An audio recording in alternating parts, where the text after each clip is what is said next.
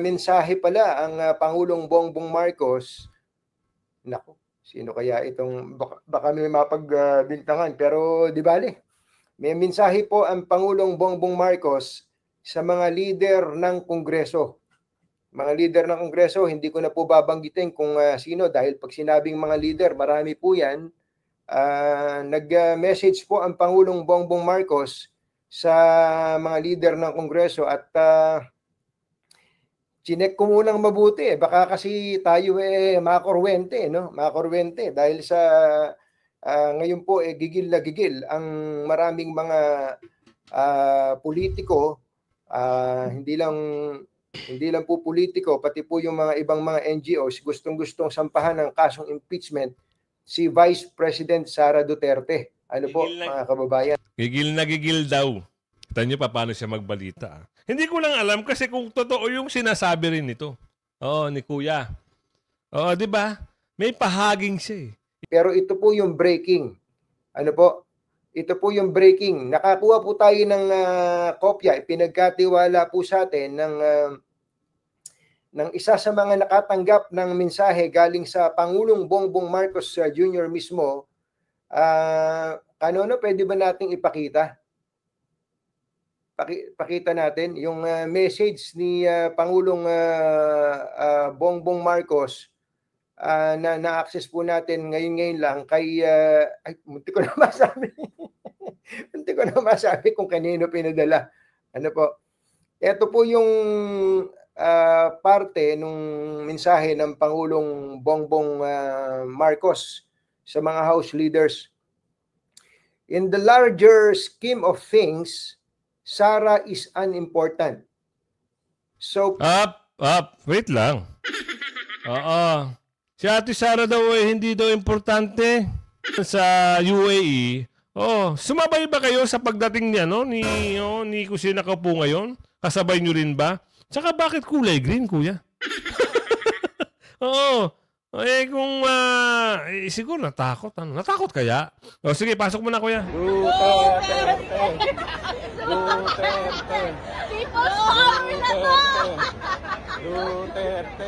Lakihan natin. Nababasa niyo yung caption. MNLF full support for Duterte administration. Yes. Magandang hapon muli sa inyo mga kasama. Nandito na naman si Kuya Goods nagbabalik.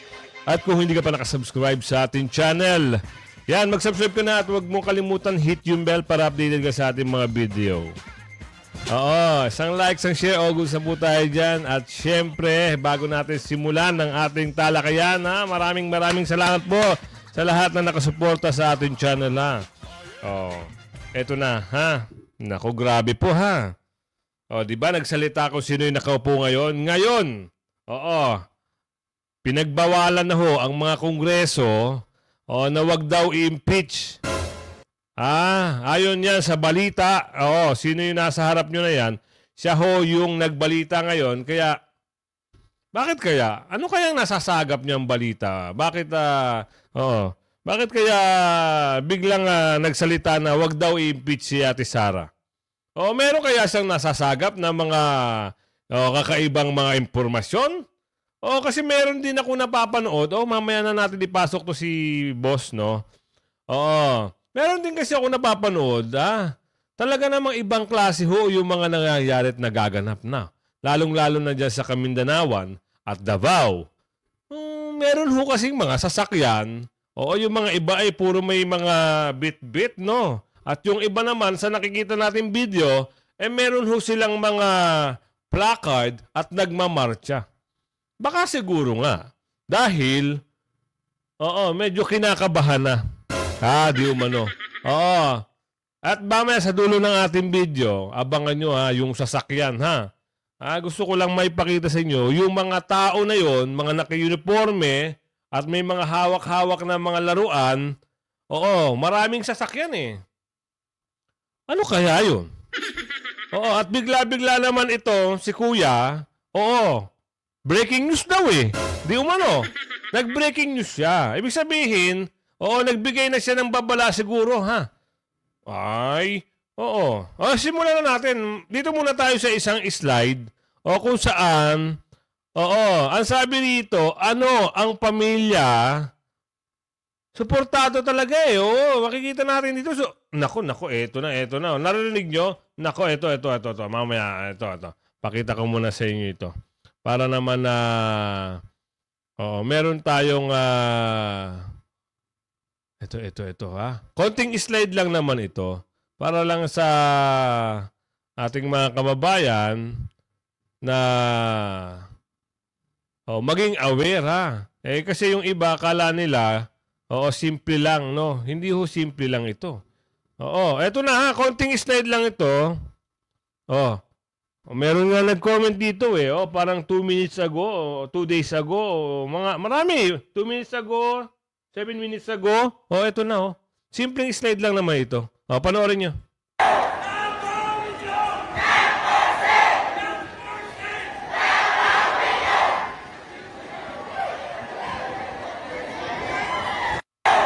Ibig sabihin, sa Davao, nako po, ganyan na po ata. Sa Davao, meron na hong, nangyayaring mga ganyan. Hindi lang natin alam, doon sa mga ibang lugar pa. Meron din akong napapanood. Kaya nga napapaisip tayo Baka mamaya masurpresa. Masurpresa at bigla-bigla na lang. Kaya siguro yung isang mama, parang sinabi niya doon na, wag nyo nang i-impeach. Wag na raw i-impeach. Bakit kaya? Ito pa, isa pang magandang slide to Kasi ito ay, ito yung mga sinuportahan ni Tatay Digong noon. Siguro, sa utang na loob, may ganti rin siguro, no? Panood natin sa inyo para... Ako po si Commander Stallion, Brigade Commander po ng 1 Peak Based Command, MILF, BIAP. Maraming salamat po sa mahal natin Presidente, Pangulong President Roa Duterte. Dahil po sa tulong na nagkaroon ng kasunduan ng gobyerno at ng MILF na malaking tulong po sa amin yung kasunduan na yon dahil ito po namumuhay kami ng normal at saka mayroon na po yung dating kampo natin dito sa Isulan Sultan Kudarat na dating kampo ngayon po agri-ecotourism na ginawa natin Stallion Farm Resort. So maraming salamat po sa mahal natin Presidente. Mabuhay po kayo. Sino yung pinasalamatan? Diba? Sino yung pinasalamatan? Talaga namang matutuwa ka. Diba? Ibang yun nasa taga Mindanao yun. At meron kayong nakikita ng mga may mga diba? May mga nagmamarcha nakaputi. Naku. At baka meron pa nga dito Pakita ko na kaya sa inyo to. Para naman maging aware kayo. Diba? Ano ang pamilya Duterte invited sa inauguration ni Donald Trump? Kakaiba yun. Bakit ang Pangulong Duterte? Bakit si former President Duterte ang iniimbitahan? Hindi yung sino nakaupo ngayon. Yan ang tanong. Sige, bibigay ko na sa inyo yung slide na to. Para hindi naman kayo mabitin kahit papano. Di ba? Ito na. Ang pamilyang Duterte invited sa inauguration ni President-elect Donald Trump this coming January sa White House. Nako. Kung DDS ka, magpalitsyon ka na. Curious lang ako. Ang galing mo talaga, idol. Ano kayang nararamdaman ngayon ni Liza Tanas? Ano kaya ang nararamdaman ngayon ni Ngiwi M? Ano kaya ang mga nararamdaman ngayon ng mga Talyanistang loyalista? Curious lang ako. Ano kaya ang nararamdaman ngayon ni Raisa Hontiveros? Yan. At ni Laila de Limao? At ang mga pink lawan. Di ba? Sabi ko sa inyo, magpakabait kayo. Yun. Kagabi lang, pagtulog nyo, mga hari at rina kayo. Kinabukasan pagising nyo, bumaliktad na pala ang mundo. Ang Lagi galing niyong mo talaga. tatandaan na ang mga didiles maglilinis at magwawalis Yan. sa 2028. Ala, Alam niyo na kung sino ang aming lilinisin. La, la, la, la. Tahol, mga bangag. Tahol. O, yan, mga kasama, ha. Nako. Magaling to si Kuya, eh. Bakit si...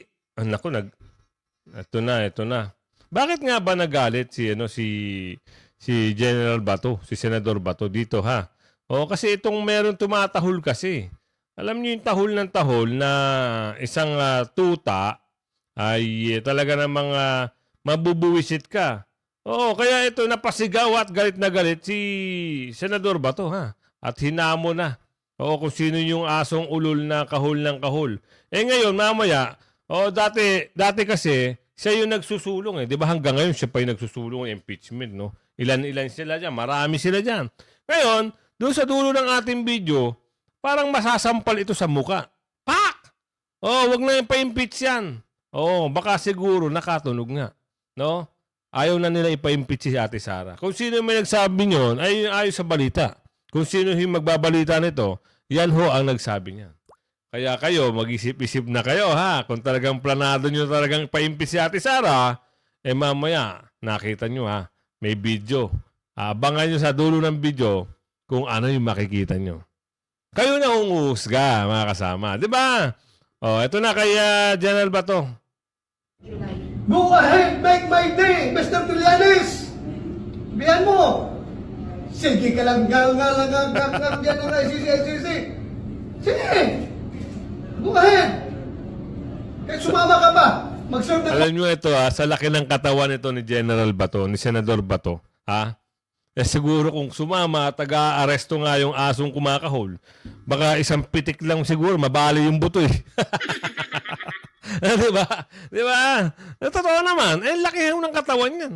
At biruin nyo, kasama raw pa-aresto dahil andyan na raw yung summon, yung warrant of arrest ng ICC.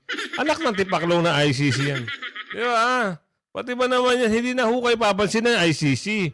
Panakot nyo lang sa taong bayan yan. Bakit yung ng Russia, hindi nyo nga mapahuli? Diba? Bakit? Yan ang mga katanungan ng mga ating kababayan. Bakit lagi na lang, sa dinami-dami, nang pwede nyong sabihin, tuhingi pa kayo ng tulong sa ICC?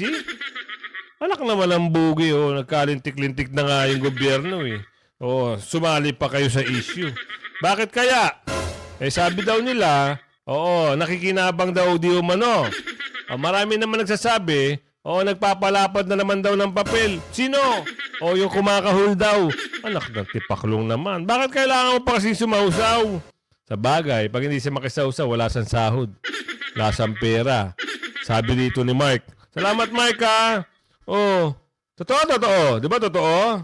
Nakakatawa lang talaga, mga kasama. Kasi yung mga asong ganyan, may mga taong ganyan, talaga, may masabi lang. Sabi nga na iba, kung hindi ka sasausaw, ano magiging papel mo? Simula't simula pa yan, noong panahon pa ni Ate Gloria Arroyo. Nakisausaw ka na. Tapos noong panahon ni Noynoy, kaalyado ka ni Nino. Di ba kaalyado ka nila? Ngayon, alam mong tatakbo, ang Pangulong Duterte, gumagawa ka na ng kwento. Di ba sabi pa dito, may binalita na yung mga pinagpilisintang mga dokumento ni Asong tumatahol, puro peke. Di ba? Nabalitaan nyo yun, nilabas din ng media. Ngayon, ano na pa mukhang ihaharap nun? Meron pa ba mukhang ihaharap yun? Kaya galit na ng mga taong bayan, ha? Tsaka siguro sa kalokohan, baka hindi na huwata makakuha ng boto. Talagang yung mga taga-kalokohan, ay galit na galit din dahil lang ihimasok, eh. Hindi naman taga-kalokohan daw yun. Bigla na lang nagparehistro at tatakbo ng yorme ng kalahukan. Tuloy. Warrant. Sumama ka. Ikaw mismo magpusa sa akin. Sir, wala akong concern na baka bigla magbagong stand ng Marcos administration dito sa ICC considering yung ginagawang investigation ngayon na nakafocus doon sa... I leave my faith to God. Ano sabihin ni Lord? Na hanggang dyan ka lang, makakulong ka na, wala akong magawa. Basta ako, I cannot be remiss of my duty as the chairman of the Senate Committee on Public Order and Dangerous Drugs. Trabaho ko po yan. Hindi po ako pwede magbibingi-bingihan sa mga issue na yan. Yung PDLX na yan. Hindi po ako pwede matutulog dyan. Trabaho ko yan. I am answerable to the Filipino people. Being answerable doesn't mean na magdidiin na ng tao. We can be objective in our hearings. So, doon sa Oh. Diba? Yan ang mga sagot ng mga taga Davao, taga Mindanao. Diba? Tatapang eh. Wag niyo kasing ipag-igit, tawag doon? Ipagpilitan na may ICC daw di umano. Eto na. Si Chikadora may chismis sa atin. Maganda mag-chismis to si Chikadora, talaga mapapabilib ka eh. Chikadora, pwede mo ba ikwento sa amin kung ano-ano yung mga pag-uusap dyan? Para naman siyempre kami mga taong bayan ay nagiging aware, no? Hindi kami nahuhuli sa mga issue at reaksyon at balita. Siyempre, Chikadora, sabi dito, matapos tanggalan ng security kay BP Sara, mga sundalo nasa likod na ni BP Inday. Mga sundalo nasa likod na ni BP Inday. Totoo po yan. Hindi lang puro kasundaluhan o puro backup na po ang nangyayari. May mga backup na taga Mindanao, taga Davao, taga Manila. Ang taong bayan ang backup ni Ate Sara. Oo. Mas lamang po ang sumusuporta kay Ate Sara. Kahit pansinin nyo, yung mga bayarang alam niyo yung nagbabalita, mga bayaran yung iba Di naman natin nila lahat. Pansinin nyo, meron silang post sa Facebook. Meron silang post. Oo. Pag nag-post sila, ang sinasabi na puro kabaligtaran. Tama. Ngayon, magbasa kayo ng komento at tignan nyo yung reaction ng tao. Puro nakatawa yung mga tao, mas nakalalamang. Diba? Kasi ibig sabihin nun, hindi na naniniwala sa kanila. Chikadora, sige na, ipasok mo na yan. Para kami naman ay alam mo na tuloy. Katapusan niyo na dahil unti-unti nang nawawalan ng tiwala. Hindi lamang ang taong bayan, kundi ang mas maraming kasundaluhan. Yan. Tinawag na sinungaling at walang kwenta ang hepe ng Armed Forces of the Philippines na si General Browner Jr. matapos ang kanya naging testamento na solido pa rin ang relasyon ng AFP sa pamahalaan ni President Bongbong Marcos, kasunod ito ng mga naging banta sa buhay ni Vice President Sara Duterte. Matatandang umani ng samot-saring reaksyon ang naging revelasyon ng Vice Presidente kung saan isiniwalat nito na minsan na pala siyang ipinapatay ng ilan sa mga tila ganid sa kapangyarihan at hindi raw dito nangialam ang AFP kahit na nasa panganib ang buhay ng Vice Presidente.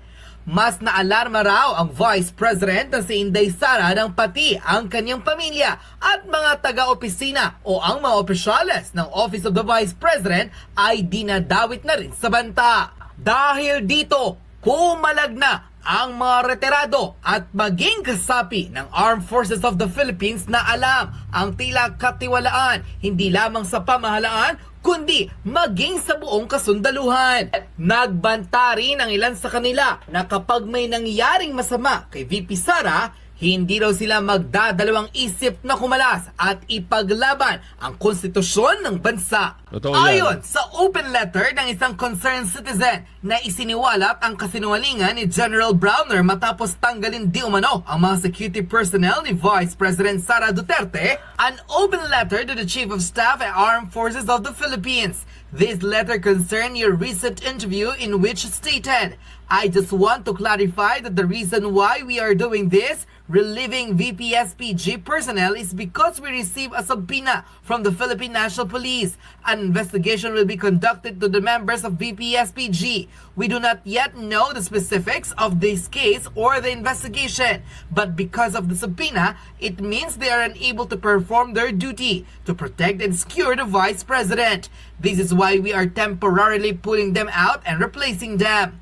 Sir, why would you claim that your own soldiers failed in their duty to protect and secure the Vice President, basing this assertion solely on a subpoena? A subpoena at best is an invitation to provide evidence, not proof of guilt. Even you admitted during the interview that you still do not know the specific of the case or the investigation. So why were you quick to prejudge your own soldiers? Since when did a subpoena equate an evidence of guilt? If the subpoena were the truly reason for this mass relief, why relieve over 350 personnel, most of whom were not even on duty that day at the House of Representatives? This action appears less like a response to the subpoena and more like calculated move to empower the Vice President's security detail. A move that echoes her early warnings about efforts to undermine her safety. Now, ask yourself, what exactly did your soldiers fail to do in this incident? Were they supposed to dictate what the Vice President should say, how she should act, or what decisions she should make? No, their job was to ensure her safety, and that is precisely what they did. A high-ranking government official was put in danger, someone you are mandated to protect and secure. The viral video of the incident speaks volumes. It shows a police officer recklessly attempting to close the ambulance trunk while the Vice President stood directly in front of it. If not for the quick intervention of your PSPG personnel, the Vice President may have been seriously injured. Yet instead of commending them for their vigilance, you decided to replace all of them, blaming them for supposedly failing in their duties. If anyone failed in this situation, it is not your soldiers, it is you.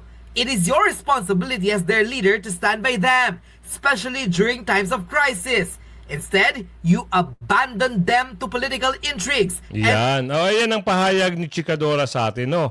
Oo, kine-question niya. Oo, kahit naman sinong tao eh. Oo, nagugulat na lang. Bakit inalis mo yung mga security ni Ate Sara kung hindi kayo pumapasok sa politika?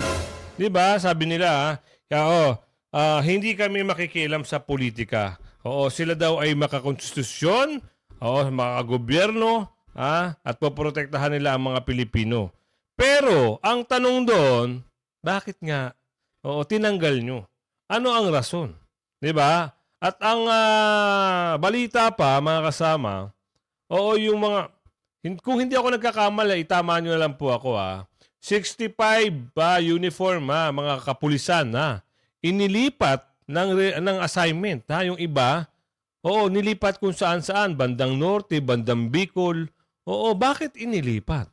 Yun ay may mga medyo matataas na ranggo rin. Bakit? Yan ang tanong. Bakit hindi nyo na lang pabayaan kung talaga namang ayaw nyo makialam sa politika?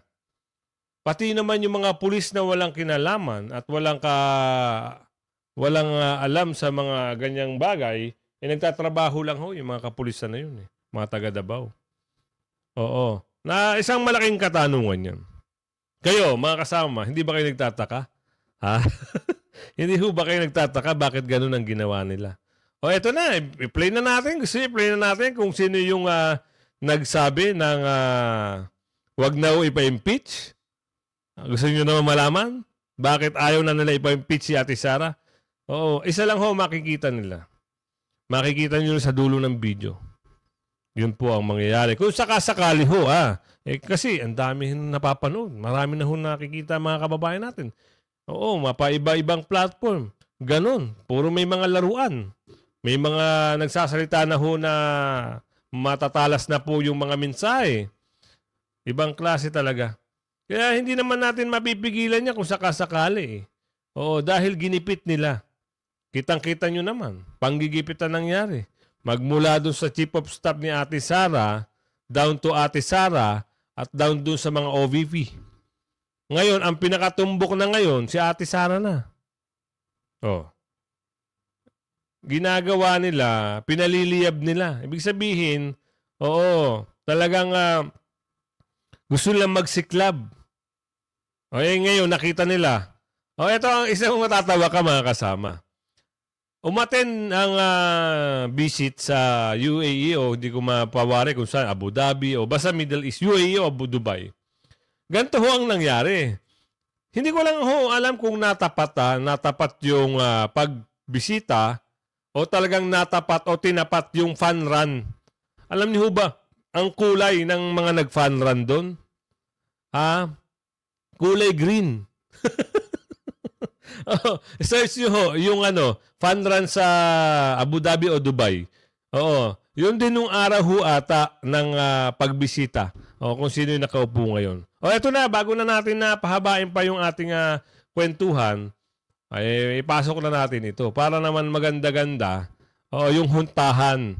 Kung sino yung nagsabi nito, ito rin ho yung mga, hindi ko alam kung kakampi ba o talagang may kinikilingan. Kasi nung unas, nagsalita si kuya na yung mga kurap nasa gobyerno ni tapos naman, ewan kuya, ikaw na lang bahala kung ano yung sasabihin mo rito. Tuloy natin. Tatanggap tayo ng, hiramin ko lang Lakay Deo, ang bubuit mo ha. Meron pong mensahe pala ang Pangulong Bongbong Marcos. Nako, sino kaya itong, baka may mapagbintangan, pero di bale. May mensahe po ang Pangulong Bongbong Marcos sa mga leader ng Kongreso. Mga leader ng Kongreso, hindi ko na po babanggitin kung sino dahil pag sinabing mga leader, marami po yan. Nag-message po ang Pangulong Bongbong Marcos sa mga leader ng Kongreso at chinek ko munang mabuti. Baka kasi tayo makorwente, no? Makorwente dahil sa ngayon po gigil na gigil ang maraming mga politiko. Hindi lang po politiko, pati po yung mga ibang mga NGOs gustong-gustong sampahan ng kasong impeachment si Vice President Sara Duterte. Mga kababayan? Gigil na gigil daw. Kita niyo pa paano siya magbalita. Hindi ko lang alam kasi kung totoo yung sinasabi rin nito. Ni kuya. Di ba? May pahaging siya. Ibig sabihin, pag nagbalita siya, kailangan meron siyang pahapyaw. Noong nakaraan, para magkaroon ng simpatya, dahil nga sabi niya ito raw kung sino nakaupo ngayon, nasa gobyerno niya na daw mga kurap. Baka napagalitan si kuya. Kaya ngayon, ito bumabawi siguro. Yung tuloy mo kuya. Yan. Katunayan ay nabalitaan natin mismong si House Speaker Martin Romualdez kumbinsido na dapat pong sampahan ng impeachment ang pangalawang Pangulo. Hindi lang po dahil dun sa mga nangyari nitong weekend, kundi yung po may mga kinalaman pa sa confidential fund. At kung inyo pong maalala, ang grupong Akbayan, si former Senator Trillanes, sinasabi nila na magpapile sila ng impeachment laban kay VP Sara. Pero ito po yung breaking. Ito po yung breaking. Nakakuha po tayo ng kopya. Ipinagkatiwala po sa atin ng isa sa mga nakatanggap ng mensahe galing sa Pangulong Bongbong Marcos Jr. mismo. Pwede ba nating ipakita? Pakita natin yung message ni Pangulong Bongbong Marcos na na-access po natin ngayon lang kay munti ko na masabi. Munti ko na masabi kung kanino pinadala. Ito po yung parte nung mensahe ng Pangulong Bongbong Marcos sa mga House leaders. In the larger scheme of things, Sara is unimportant. So wait lang. Si Ate Sara daw hindi daw importante. Hindi ho kami naniniwala dyan. Kami ho, mas nakararami ay bilib na bilib ho sa pinagagawa ng Ate Sara. At syempre kay Tatay Digong. Pero yung ipapamukha mo sa mga kababayan natin, kahit alam mo na, nasukan-sukan na sa mga pinagsasabi, Nino? Ay, sino ba yun? Sabi nga ni Stella, Stella, galit na ho ang taong bayan. Sa Kanino? Sa mga bias media daw, di mo. Nako po. Salamat, Stella. Sabi ni Stella yan, tuloy. Please, do not file impeachment complaints. Bakit kaya? May please na Bakit kaya? Ayan ang abangan natin sa dulo ng ating video. Tuloy. malaking usapan, sabi ng Pangulo, ng mga bagay, eh hindi naman mahalaga si Sara, sabi po niya. Wow, ba? So please, do not file impeachment complaints. Huwag maghain ng impeachment complaint. Ang tinutukoy po kay VP Sara. Bakit daw po? It will only distract us from the real work of governance. Gagambalain lang tayo nito sa totohanang pamamahala, trabaho ng pamamahala, which is to improve the lot of all Filipinos. Na yun ay ang paunlarin ang mga lahat ng mga Pilipino. Sana maging malinaw itong mensaheng ito ng Pangulong Bongbong Marcos sa House leadership. Ano po, mga kababayan?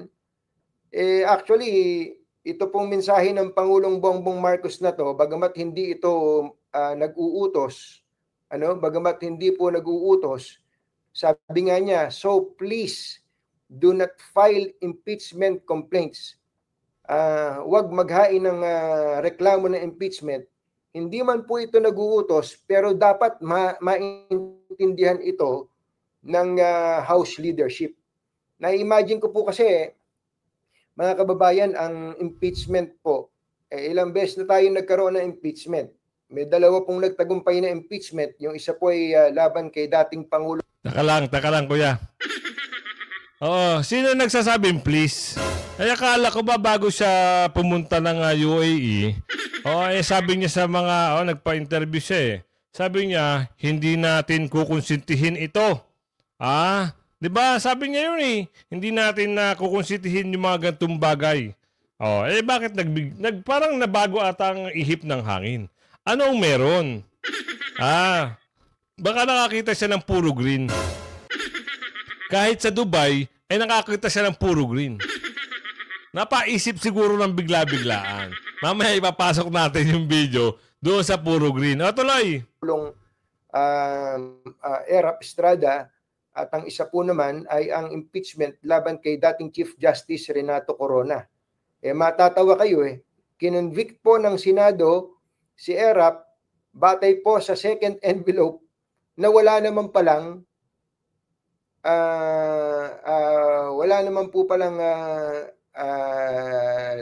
laman. Hindi pala siya kinonvict. Ano ba nangyari kay Erap noon? Nagkaroon ng botohan, doon sa second envelope. Kamukat mo, wala naman pala laman yung second envelope. So ano ibig sabihin? It is purely a political process.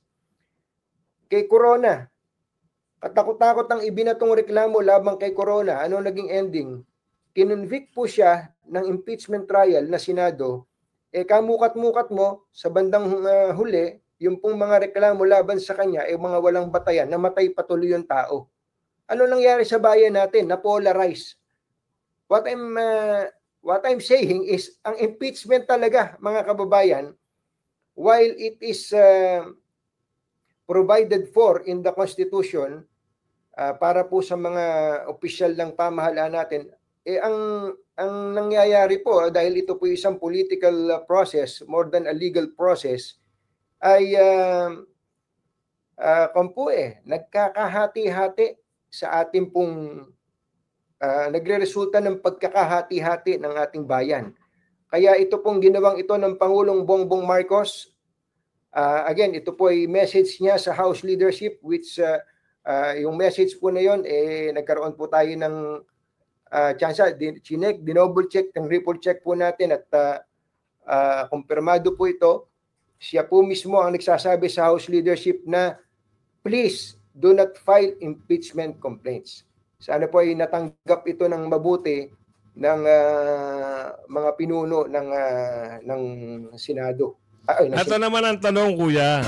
Kung ayaw niya na pa-impeach si Ate Sara, bakit ayaw niya rin magsalita na dyan sa House of Representatives? Natigilan na rin ang mga Duterte. Kung ang sinasabi nila ay pamumulitika lang, sila Ate Sara naman hindi naman ganun 'di ba? wala naman silang sinabihan na tatakbo. Sabihin nga, hindi pa nga siya nagpapasya. Malalaman pa sa 2025, 2026 pa. Ngayon, wala pa sa isip nila na tumakbo. Ang sabi nga ni Tatay Digong, huwag ka nang tumakbo. Tama na, nagkaroon na tayo ng isang presidente at vice-presidente, tama na. O ngayon, akala kasi siguro nito nilulong, di umano, natatakbo. O, ngayon, nagkalintik-lintik na. Dahil sa pamumulitika nila di umano, ayan na, nagkasira-sira tuloy. Diba? At saka, kung hindi pinakilaman yung pondo at ginawa ng issue si Ate Sara, wala namang ganito. So, ayan mga kasama ha. Binigay ko lang sa inyo kung sino ho yung nagbalita na ayaw na pa-impeach si Ate Sara. Sino? O, kung sino ho yung nakaupo ngayon. O, eto na. Bakit kaya nasabi natin, konting slide lang to. Bakit nasabi natin na, kasi bumisita sa bumisita sa Dubai, di ba? Bumisita sa Dubai. Tapos, siguro nakita niya na napakaraming mga nakakulay, tawag dito, nakakulay green. Oo, bakit, eto na. Duterte.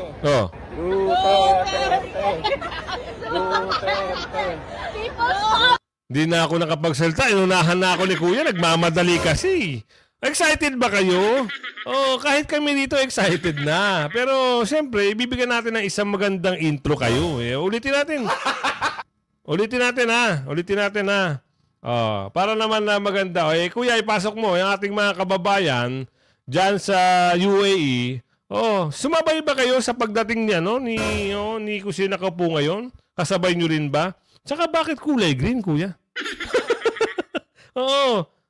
Kung siguro natakot. Natakot kaya? Sige, pasok mo na, Kuya.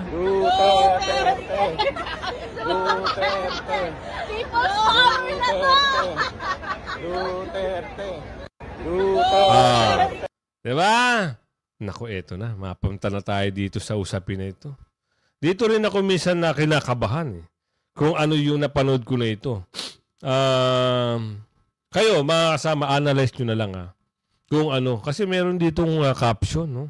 Hindi naman kahabaan na video, pero pero dapat ito ay maging babala na rin. Kasi kung sakali man na ma-impeach si Ate Sara, may mangyayari kasi yung mga taga-MNLF nagsalitaan ito lang papakita ko sa inyo Pasok.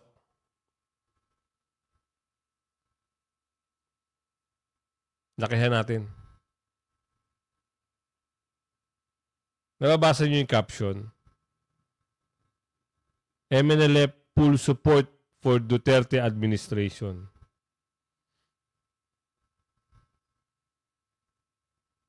Kita nyo, napakaraming sasakyan.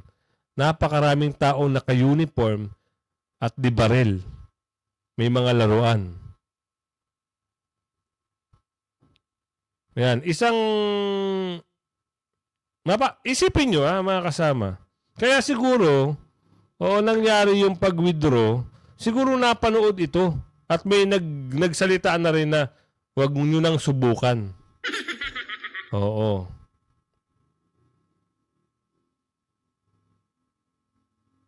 Walang sounds, no? Pero okay lang, at least nakikita natin kung ano yung nangyayari. Ang dami di ba? Hindi naman sasampu ang laman ng isang sasakyan na yan. Sabihin natin mga 20 piraso. Hindi lang naman sa lugar na yan, sa lugar na yan ng kung saan man yan, na meron kang naririnig na susuportahan nila si Ate Sara. Diba? Ang tagal ang dami Kung may mga 10 ganyan na jeep, kaya sabi ko sa inyo, huwag kayong pahuli sa mga balita, issue at reaksyon, Kung hindi ka pa nakasubscribe sa ating channel, mag-subscribe ka na at huwag mong kalilimutan, hit yung bell para updated ka. Yan, Diba? Yan, hanggang sa muli mga kasama, Bye-bye!